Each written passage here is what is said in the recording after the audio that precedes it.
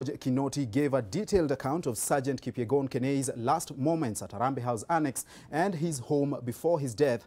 Deputy President William Ruto is now demanding answers as to why, how and who killed the administration police officer. Ruto wants Kinoti to, quote, stop the drama and focus on finding the killers. Mel Miendo reports that detectives have turned attention to a letter released by Ruto's office yesterday. Investigations into the death of late Sergeant Kipyegon Kenei continue to throw the spotlight on DP Ruto's Harambee House Annex office. But the Deputy President is not impressed by the detectives' work, and today he had a go at the DCI. In a tweet, DP Ruto termed the move by DCI boss George Kinoti to release CCTV footage to the public as, and I quote, drama, distortions and convenient half-truths, end of quote.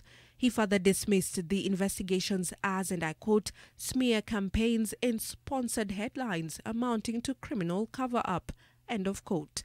This in contrast to a press statement from Ruto's office through Chief of Staff Ken Osinde on Thursday, confirming that the CCTV footage was indeed released by security at the DP's office at the request of the DCI. The statement also appreciated the ongoing investigations into, and I quote, the fraudulent access to the office of the Deputy President by crooks and cartels, end of quote.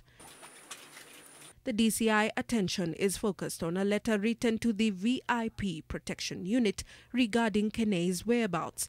The letter, which was attached to the press statement from Ruto's office yesterday, was not handed over to the DCI during their investigations, even though it is dated 20th February, the same day the late sergeant was found dead in his house. DCI detectives are now scrutinizing details of the letter to find out if it was written before or after the officer was killed.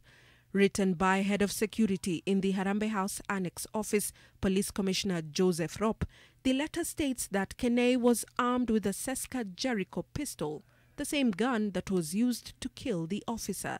Detectives are investigating why the letter failed to state any other weapons or materials that Kenei would have been in possession of as a police officer.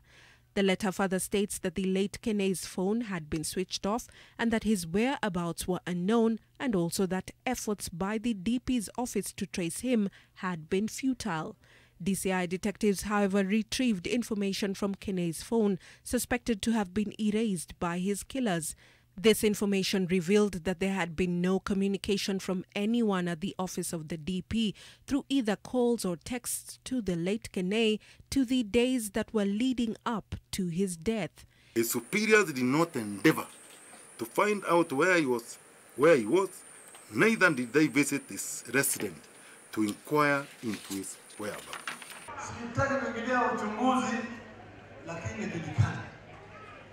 Wale ambao wanaua kwa upanga nao vile vile wanatakufa kwa.